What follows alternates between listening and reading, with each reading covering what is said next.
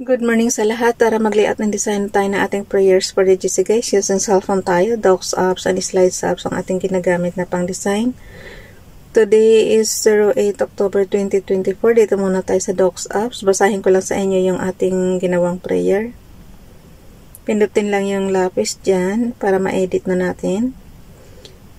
08 October 2024. Ang ating font is Georgia, size 14. Text color ay blue, highlight color is orange. Naka-bold, naka-italic. Yung headings lang naman. Yung date, tsaka from Family GC. Yung mga gustong sumali sa Family GC guys, pakikontak yung aming founder, Harry B. De La Cruz, or yung mga admins co-founder Muti, admins Roger Pacatang, Eileen Samorin, Aiki Akma, Sarah Golinga, Nanay Elsa Samiricat, ang inyong lingkod, Ralph Lion, Pagubo Vlogs. Paki-subscribe na rin sa kanilang mga YouTube channel, and then yung gusto magpa-member dyan sa GC, i-add nyo lang and then i-confirm na yan ng mga admins. Basahin muna natin yung kay Princess Diane channel. In all thy ways acknowledge him and he shall direct thy paths. Proverbs chapter 3 verse 6. Pakibasa na lang sa inyong Biblia guys. Ralph Lion Pagubo Vlogs, but my God shall supply all your need according to His riches in glory by Christ Jesus. Philippians chapter 4 verse 19. So, humiling lang kayo, bibigyan kayo ng supply. Kung anong pangangailangan nyo, yun ang ibibigay niya. Pero lagi nyong tandaan guys, magtrabaho pa rin kayo kahit na nagdadasal kayo, haluan nyo pa rin ng sipag at tiyaga para makakain tayo ng araw-araw. Siyempre pag may trabaho kayo, may income kayo, may pambili kayo. Ganun lang siya kasimple. Tapos manalig ka kay Father God na mapagaan yung pagtatrabaho mo. Kasi sometimes yung accident, hindi mo maiwasan yan. So, lagi mong ipanalangin pagkagising mo pa lang na gabayan ka niya sa buong araw. Sa buong araw ng pagtatrabaho mo hanggang gabi. Sa iyong pagtulog. Tapos pagising naman, ganyan lang naman, rotation lang naman yan. Kung ano yung lagi mong hinihiling kay Father God. Ako, ang lagi kong hinihiling sa kanya is good health lang talaga parati. Tapos, magiging smooth ang buong araw ko sa pagtatrabaho na magiging perfect nawa sa tulong niya. Kasi, kung ikaw lang guys, mahihirapan ka sa, hindi mo maiwasan na may mga hindrances, minsan, diba? So, kailangan mo talaga ng prayers, ng guidance ni Father God. So, dito na tayo sa sa gallery. I-ano lang natin. I-crop lang natin. So, edit natin. Kasi maraming smears, oh. Top and bottom, marami. So, kailangan mo i-crop yan para hindi masali sa pagpasa sa GC. And then, pag na-crop mo na, i-check lang yan. Check and then save. Yung diskit doon sa corner, saving picture yan. Actually, mino-driven naman to guys. Hindi ko na kailangan ituro pa sa inyo. Pag araw-araw nyong hawak yung CP nyo, i-explore nyo na lang na matutunan nyo yung mga commands. Pero kung may knowledge kayo, computer literate kayo, madali na sa inyo yan. I-apply nyo lang yung natutunan nyo doon sa, sa computer. I-apply nyo lang dito sa CP. Kayang-kaya nyo na. Hindi nyo kailangan kabisaduhin yung commands. Kasi mino-driven nga. Kung ano yung drawing, yun. Kumbaga sa logic lang. Logic 101 lang ang i-apply mo rito. So, drawing pag kung ano yung makikita mo. Yan. Yun na yun. So, punta tayo sa slides apps. I-edit slide tayo sa number 8. Kung anong date. Kasi yung template ko, isang buong buwan na yan. Pero last year nga lang. So, ayan yung last year natin. 2 lang. So, idagdag natin yung isa ngayon. But before that, i-replace muna natin yung ating background. Siyempre, yung ginawa natin kanina. So, replace lang. Pili tayo sa from photos. Yung piliin natin yung kay Princess Diane channel. So, automatic napalitan siya, nakashoot ka agad sa template. Ang gawin natin, ibaba natin itong mga luma. Binaba ko muna ha. Tapos, i-plus ko yung ginawa natin sa Docs Apps ngayon. From photos. Yan. Yung hindrances ko ba sa umaga, yung boses ko, paggaw, ganyan, hindi mo talaga maiwasan.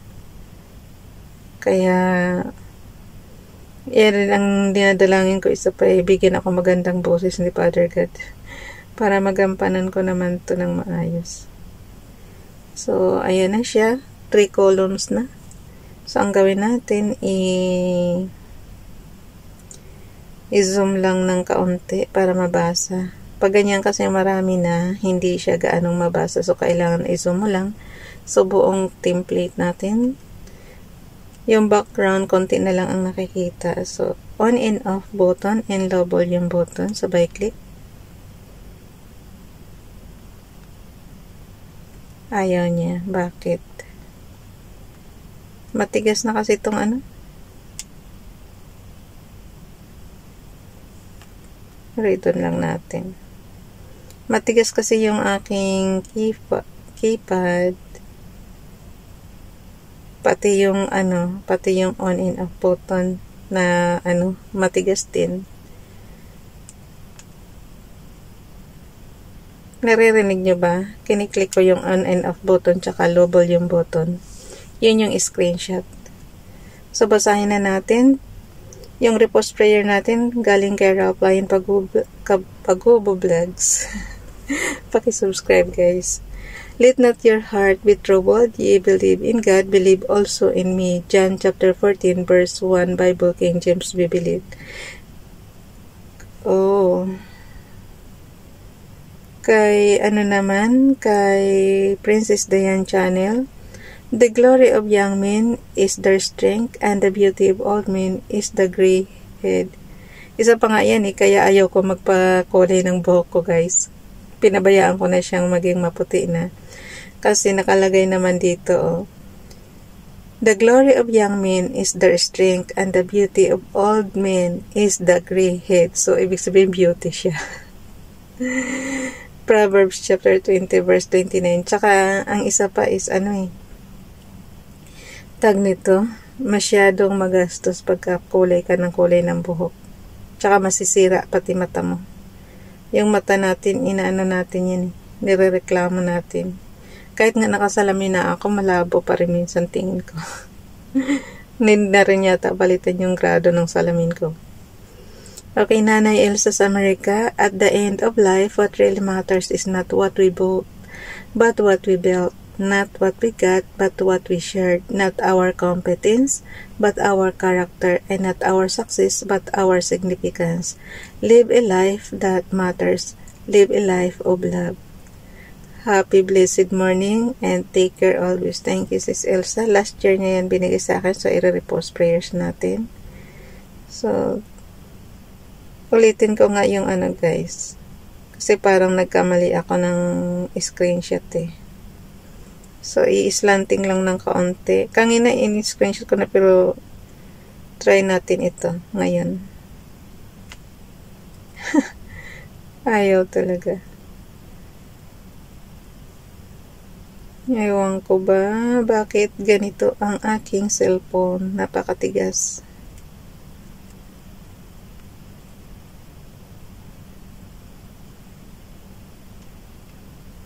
Ayaw. Ang gagawin natin dito.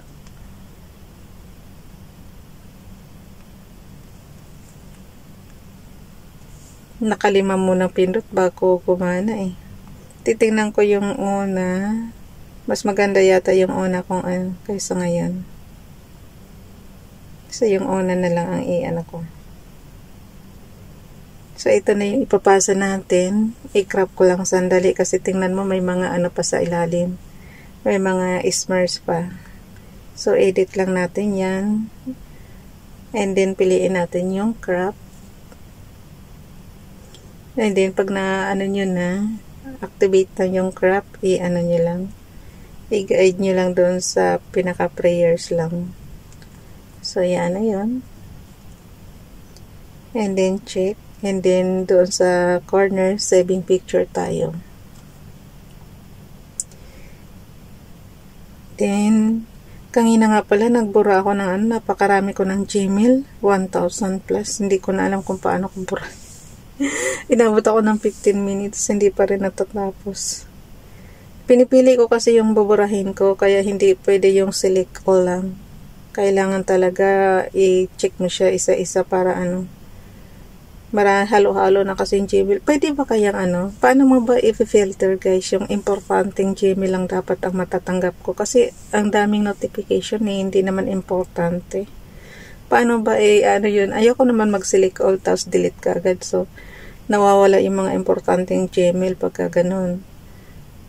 Paano ba i-filter yun guys? Paturo. Paturo pa i-comment naman dyan sa ko kung paano mag-delete ng ewan ko ba paano ko i-filter na hindi papasok yung mga hindi naman kailangan na mga email. Gusto ko sana yung mga importante lang ba. Paano kasi pati notification sa yung may nagko-comment tapos kasali. So talagang mapupuno yung Gmail ko. 83% na lang yata yung 83% yata is puno na. So, ibig sabihin, 70 na lang yung space ko. Wawa naman si Rob. Nahirapan ako mag-delete. Tapos, sa isa ko ring account na, na email. Kasi dalawa yung account ko ng isang Gmail, isang Yahoo. Ganun din. Ay, napakahirap. Kaya inaabot tayo ng kita mo na late ako ng basa kanina dahil nag-delete pa ako. So, dalhin na natin yung sa ating storage. Pasensya na naglalabas na naman ng si Rob. Hindi kasi gusto ko kasi yung yung hindi papasok yung mga hindi kailangan na email. Pero wala akong magawa. Hindi ko alam kung paano i-filter. So, dito tayo. Ay, happy birthday nga pala sa lahat ng may birthday today. So, ilagay na natin yung storage natin. Plus, image. Yung, lagi nating hilingi na in good health tayo parati. I-wish natin parati kay Father God yan. Bigyan pa tayo ng mahabang buhay para ma-enjoy naman natin yung life dito sa earth. Di ba lagi ko kasi sabi ayoko ng second life. So, kailangan ma-enjoy natin yung life dito sa earth. Okay, bye everyone. Nandito na siya. Bye everyone. God bless.